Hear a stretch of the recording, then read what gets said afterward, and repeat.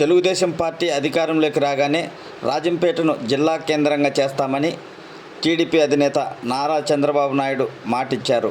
అలాగే అన్నమయ్య డ్యాం వరద బాధితులకు న్యాయం చేస్తామని తెలిపారు. నియోజకవర్గం అభివృద్ధి చెందాలంటే టీడీపీతోనే సాధ్యమని టీడీపీ రాష్ట్ర అధికార ప్రతినిధి మేడా విజయశేఖర్ రెడ్డి తెలిపారు. అన్నమయ్య జిల్లా రాజంపేటలో మీడియా సమావేశం నిర్వహించారు. ఈ సందర్భంగా ఆయన మాట్లాడుతూ రాష్ట్రంలో టీడీపీ అధికారంలోకి రావడంతో పాటు రాజంపేట పార్లమెంటు పరిధిలో ఎంపీ, ఎమ్మెల్యే అభ్యర్థులుగా పోటీ చేసిన కిరణ్ కుమార్ రెడ్డి, సుబ్రహ్మణ్యం గెలవబోతున్నారని ఆశాభావం వ్యక్తం చేశారు. ఆ నీరంతా అన్నమయ్య డ్యామ్ మీద పడి అన్నమయ్య డ్యామ్ కొట్టుకుపోయి ఇంతమంది ప్రాణాలు పోయినప్పుడు, పూర్తిగా 400 మంది ఇల్లు లేక నిర్వాసితులైనప్పుడు, వాళ్ళ భూములు కోల్పోయినప్పుడు ఈ ప్రభుత్వం పూర్తిగా నిర్లక్ష్య వైఖరి అవలంబించిన కారణంగా ఈరోజు రాజంపేట రూరల్ మండలం పూర్తిగా పశుమయమైంది. ఈ రాజంపేట మండలం ఒక్క మండలంలోనే ఈరోజు 15,000 ఓట్లకు పైగా మెజారిటీ అని ఈరోజు ప్రతి వర్గం వారు మాట్లాడుతున్నారంటే ఒక్కసారి అర్థం చేసుకోండి.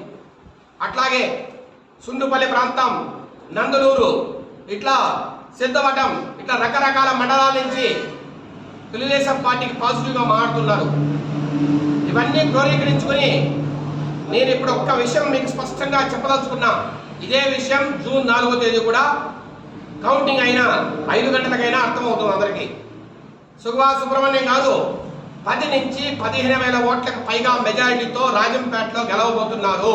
ఇది సత్యం. అట్లాగే బీజేపీ అభ్యర్థి శ్రీ కిరణ్ కుమార్ రెడ్డి గారు 25,000కు పైగా మెజారిటీలో రాజంపేటలో ఉన్నారు.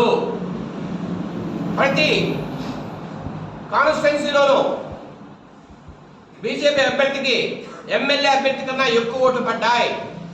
దానికి కారణం ఇప్పుడున్న ఎంపీ మీద ఉన్న వ్యతిరేకతే.